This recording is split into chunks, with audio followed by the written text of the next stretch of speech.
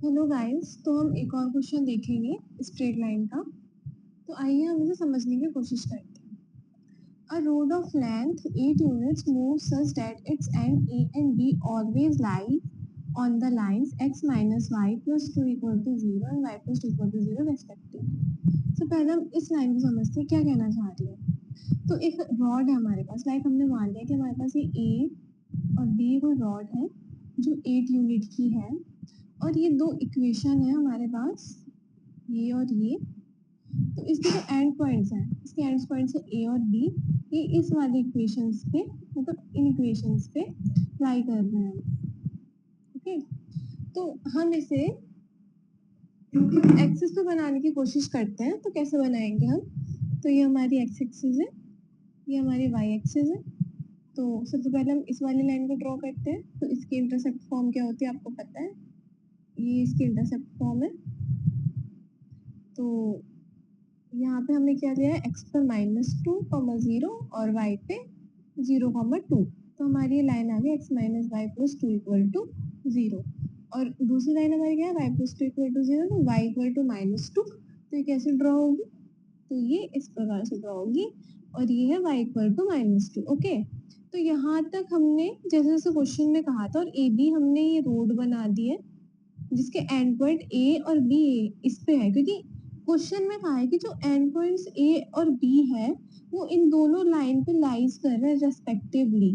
ए point इस वाली line पे लाइज कर रहे हैं, देखो ये ए और बी कहीं भी हो सकते हैं, ये मूविंग पॉइंट, ये ए और बी यहाँ पर भी हो सकते हैं, ए और बी यहाँ पर भी हो सकते हैं, कोई ऐसे फिक्स पॉइंट नहीं है इनका, ठीक है। फिर क्या कह रहा है, if the locus of the point P that divides the rod AB internally in the ratio 2:1। तो ये जो रेशियो है ना, ये 2:1 में डिवाइड कर रहा है। ये क्वेश्चन में गिवन है, हमने इतना लिखना है। अब इसने कहा लोकस, तो जब भी आपको कभी भी लोकस कहा हो तो आपको हमेशा लोकस को क्या मानना है, लोकस को हमेशा आपको h, k ही मानना है। ओके, आपको यही रूल रहेगा, आप पॉइंट मानोगे h, के, उसमें इक्वेशन निकालोगे और इस इक्वेशन में फिर h, के को x, y पुट कर दो, तो लोकस आपका ऐसे निकालो। तो देखो आपको क्या क्या गिवन था, 2:1। अब 2:1 से आपको कौन सा फॉर्मूला याद आ रहा है, सेक्शन फॉर्मूला। तो आप फॉर्मूला लगाएंगे, लेकिन उसके लिए आपको ए पॉइंट और बी पॉइंट पता होने चाहिए। अब ए पॉइंट और बी पॉइंट कैसे निकालेंगे? तो ए पॉइंट किस इक्वेशन पे लाई कर रहा है, इस इक्वेशन पे, हमें तो पता ही नहीं ए पॉइंट क्या है। तो हमने एक्स कोऑर्डिनेट को मान लिया अल्फा।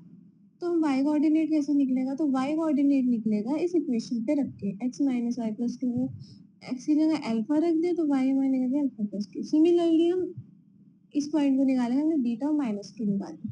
अब हमारे पास टू अननोन्स है, अल्फा और बीटा। अब देखते हैं हम क्या करते हैं, हम लगाते हैं सेक्शन फॉर्मूला।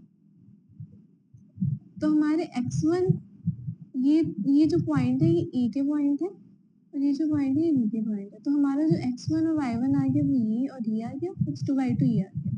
ओके, ये हमने h और k कैसे निकाले, हमने सेक्शन फॉर्मूले से लगाया। क्या होता है formula, m1 x2 m2 x1 upon m1 plus m2।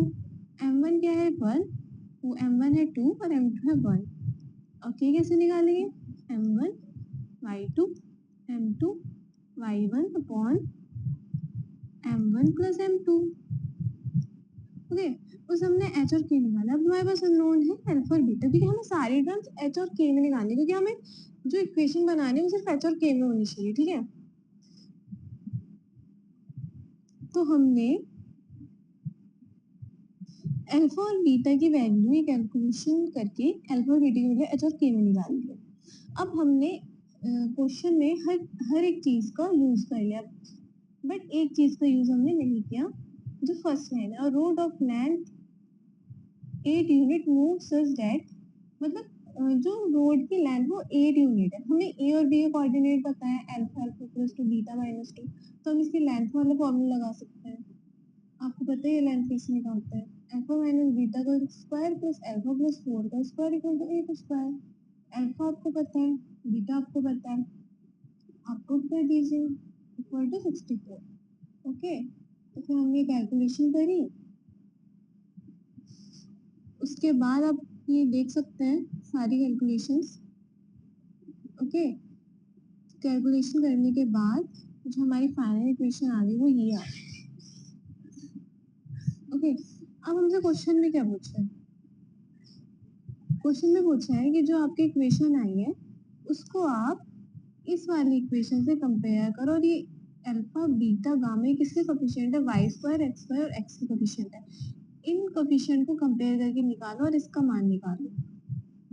तो ये कैसे निकलेंगे? तो जब हमने इक्वेशन को कंपेयर करा तो अल्फा क्या आ गया 30, बीटा -6, गामा -4। तो जब हमने इसको सॉल्व किया तो हमारा आंसर आ गया 23। तो guys, I hope you enjoyed this video. Thank you for watching this video. Thank you guys.